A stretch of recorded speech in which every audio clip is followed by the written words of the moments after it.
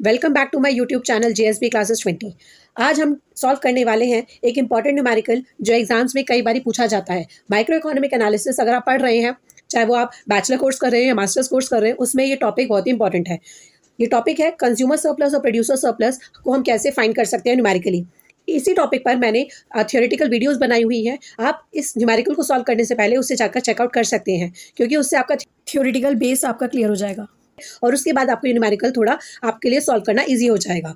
तो इससे पहले वीडियो को लाइक कीजिए, चैनल को सब्सक्राइब कीजिए और शेयर कीजिए अपने फ्रेंड्स एंड फैमिली के साथ। आइए आगे बढ़ते हैं। इस क्वेश्चन में हमें डिमांड और सप्लाई फंक्शंस गिवन है और हमसे ये एक्सपेक्ट किया गया है कि हम फाइंड करें कंज्यूमर सरप्लस क्या होता है, प्रोड्यूसर सरप्लस क्या होता है, लेकिन एट इक्विलिब्रियम प्राइस। तो सबसे पहले हमें फाइंड करना होगा कि इक्विलिब्रियम प्राइस क्या है, इक्विलिब्रियम क्वांटिटी क्या है। उसके बाद हम फाइंड करेंगे कंज्यूमर सरप्लस और प्रोड्यूसर सरप्लस।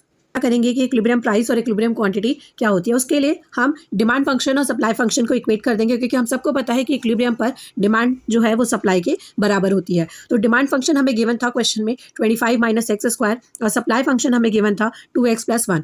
यहाँ जो 2x + 1 है मैं उसको भी लेफ्ट हैंड साइड में शिफ्ट कर लूंगी सो दैट ये क्वाड्रेटिक इक्वेशन बन जाती है। और आप सबको पता है, आप सबने 8th 9th में मैथ्स में डिस्कस भी करा है, पढ़ा होगा कि क्वाड्रेटिक इक्वेशन को हम मिडिल टर्म स्प्लिट करते हैं। मिडिल टर्म स्प्लिट करने के लिए मैं एक बार फिर से बता देती हूँ कि x² का जो कोफिशिएंट होता है और जो हमारा c होता है उसको हम मल्टीप्लाई करते हैं और उसको इस तरीके से ब्रेक करते हैं कि ब्रेक करने पर प्लस माइनस करने पर हमारा जो x का कोफिशिएंट आता है वो आना चाहिए।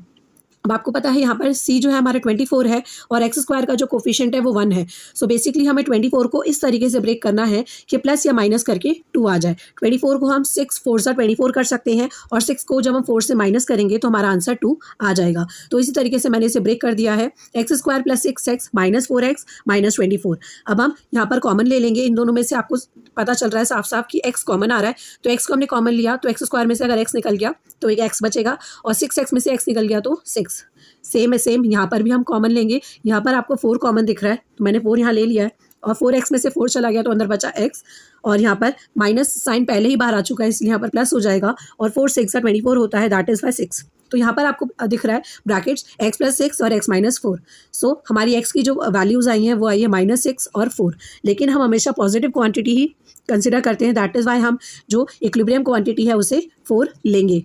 उसके बाद जब हमें क्वांटिटी पता चल गई है तो हम प्राइस पता करेंगे। प्राइस के लिए हम जो x की वैल्यू आई है उसको डिमांड फंक्शन में डाल देंगे। हमारा डिमांड फंक्शन था 25 - x², तो मैंने x की जगह 4 को सब्स्टिट्यूट कर दिया है और 4 का स्क्वायर आप सबको पता है 16 होता है, तो 25 - 16 9। सो बेसिकली हमारा इक्विलिब्रियम प्राइस जो है वो 9 आ जाएगा। तो कंज्यूमर सरप्लस हम निकालेंगे। कंज्यूमर सरप्लस होता है definite integral of demand function minus total expenditure, and total expenditure होता है इक्विलिब्रियम प्राइस इंटू में इक्विलिब्रियम क्वांटिटी, जो भी हमने फाइंड आउट करा है। इक्विलिब्रियम प्राइस हमारा आया था 9 एंड इक्विलिब्रियम क्वांटिटी हमारी आई थी 4, तो उसी को मैंने यहाँ पर लिख दिया है 9 × 4 दैट इज 36। डेफिनेट इंटीग्रल हम करेंगे डिमांड फंक्शन का जो था 25 - x² dx। इसे हम लेंगे 0 to जो भी हमारी इक्विलिब्रियम क्वांटिटी होती है, और क्योंकि हमारी इक्विलिब्रियम क्वांटिटी यहाँ पर 4 आई थी तो हमने यहाँ पर 4 लिख दिया है।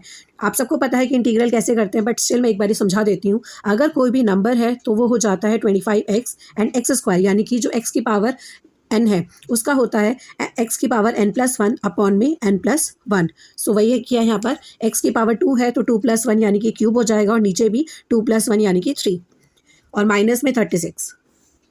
इंटीग्रल में इंटीग्रेशन के बाद हम जो वैल्यूज़ होती हैं उसको पुट करते हैं, तो हमारी वैल्यूज़ थी 0 और 4।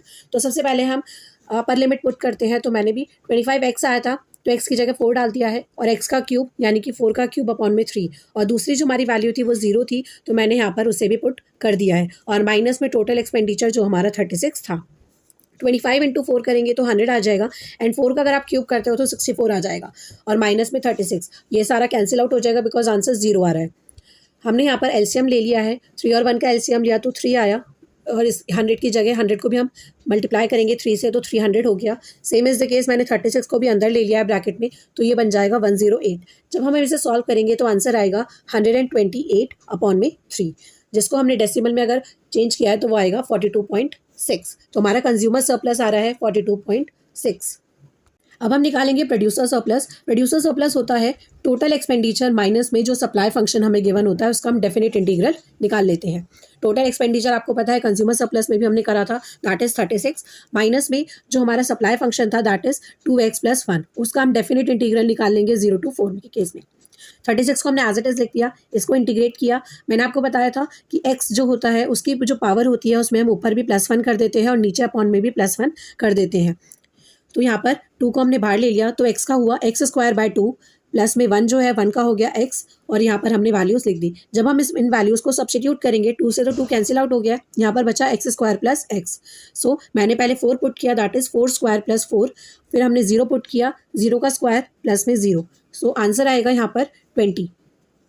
36 - 20 is equal to 16, that is हमारा जो प्रोड्यूसर सरप्लस है वो आ जाएगा 16। अब जो हमने इस क्वेश्चन में सॉल्व करा है उसको हम एक बारी फिर से लिख देंगे। आपको पेपर में ऐसा ज़रूर लिखना है, दैट इज़ इक्विलिब्रियम क्वांटिटी जो हमारी आई थी that is 4 units, equilibrium price आया था हमारा 9, और जो कंज्यूमर सरप्लस है that is 42.67 and producer surplus is equal to 16। I hope आपको ये न्यूमेरिकल जो है क्लियर हुआ हो। अगर आपको कोई भी डाउट्स हो या आपको कुछ भी समझ ना आए हो तो आप मुझसे कमेंट सेक्शन में पूछ सकते हैं। Thank you everyone, happy learning.